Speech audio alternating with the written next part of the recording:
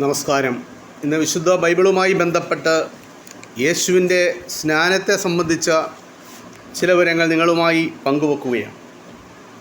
ഒരു ബാലനായി യേശു ദേവാലയം സന്ദർശിച്ചു. അതിനുശേഷം 18 വർഷങ്ങൾ പിന്നിട്ടു. ഈ കാലയളവിലെ യേശുവിൻ്റെ ജീവിതത്തെപ്പറ്റി മറ്റുള്ളവർക്കാർക്കും ഒന്നും അറിഞ്ഞുകൂടാ. യേശു ഭവനത്തിൽ ആശാരിപ്പണി ചെയ്തിട്ടുണ്ടാവാം. നസറേത്ത് വിട്ടപ്പോൾ യേശുവിന് 30 വയസ്സുണ്ടായിരുന്നു. അത് വിശുദ്ധ ബൈബിളിൽ രേഖപ്പെടുത്തിയിട്ടുണ്ട്. യേശു പാലസ്തീനിൽ ചുറ്റി സഞ്ചരിക്കുകയും പ്രസംഗിക്കുകയും ദൈവനാമത്തിൽ അത്ഭുതങ്ങൾ പ്രവർത്തിക്കുകയും ചെയ്തു. ഏതാണ്ട് 3 വർഷങ്ങൾ യേശു പ്രവർത്തന നിരതനായിരുന്നു. തൻ്റെ അനുയായികളായിരുന്ന വിശുദ്ധ മത്തായിയും വിശുദ്ധ മർക്കോസും വിശുദ്ധ ലൂക്കോസും വിശുദ്ധ യോഹന്നാനും യേശുവിനെപ്പറ്റി എഴുതുകയുണ്ടായി. വിശുദ്ധ ബൈബിളിലെ പുതിയ നിയമത്തിൻ്റെ ആദ്യത്തെ 4 ഭാഗങ്ങളാണ് സുവിശേഷങ്ങൾ എന്നറിയപ്പെടുന്ന ഈ വിശുദ്ധന്മാരുടെ കുറിപ്പുകൾ രേഖപ്പെടുത്തിയിരിക്കുന്നത്. അതിൽ പറഞ്ഞിരിക്കുന്ന ചില വസ്തുതകളാണ് ഇന്ന് പങ്കുവെക്കുന്നത്. അക്കാലത്ത് റേഡിയോയോ ടെലിവിഷനോ ടെലഫോണോ തപാൽ സേവനമോ ഒന്നും ഉണ്ടായിരുന്നില്ല. ഒരു രാജാവ് ഒരു സ്ഥലം സന്ദർശിക്കുന്നതിന് മുമ്പ് ഒരു സന്ദേശവാഹകനെ മുൻകുറിയായി അവിടെ അയക്കും. രാജാവിനെ സ്വീകരിക്കുവാൻ വേണ്ടി തയ്യാറാകുവാൻ ആ സന്ദേശവാഹകൻ ജനത്തോട് പറയും. യോഹന്നാൻ ജനിച്ചപ്പോൾ സഖറിയാവ് പറഞ്ഞത് യോഹന്നാൻ വാഗ്ദത്ത രക്ഷിതാവിൻ്റെ സന്ദേശവാഹകനായിരിക്കുമെന്നാണ്. യോഹന്നാൻ ഒരു മരുഭൂമിയിൽ ഏകനായി ലളിത ജീവിതം നയിക്കുകയായിരുന്നു. ദൈവത്തെക്കുറിച്ച് പറയുന്നത് കേൾക്കാൻ ജനം യോഹന്നാൻ്റെ അടുത്തേക്ക് ചെല്ലുമായിരുന്നു. മനുഷ്യർ തങ്ങളുടെ പാപവഴികളെ ഉപേക്ഷിച്ച് മാനസാന്തരപ്പെട്ടില്ലെങ്കിൽ ശിക്ഷിക്കപ്പെടുമെന്ന് യോഹന്നാൻ ആ ജനത്തോട് പറഞ്ഞു.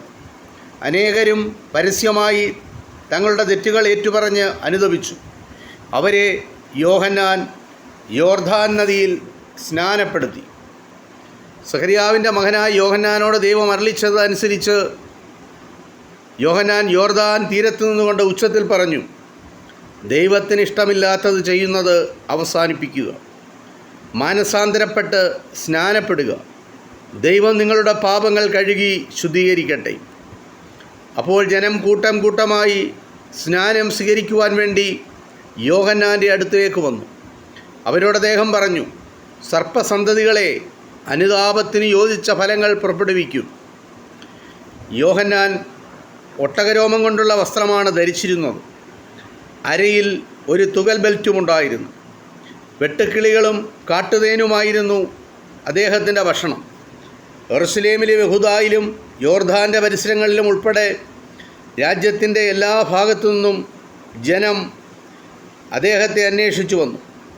യോഹന്നാൻ്റെ മുമ്പിൽ നിന്നവർ തങ്ങളുടെ പാപങ്ങൾ ദൈവത്തോട് ഏറ്റുപറയുവാൻ തുടങ്ങി. ആ സമയത്ത് യേശു ഗലീലയിലേക്ക് വന്നു. തന്നെ സ്നാനപ്പെടുത്തുവാൻ യേശു യോഹന്നാനോട് ആവശ്യപ്പെട്ടു. ഞാൻ നിന്നിൽ നിന്നാണ് സ്നാനം സ്വീകരിക്കേണ്ടത് എന്ന് യോഹന്നാൻ പറഞ്ഞു.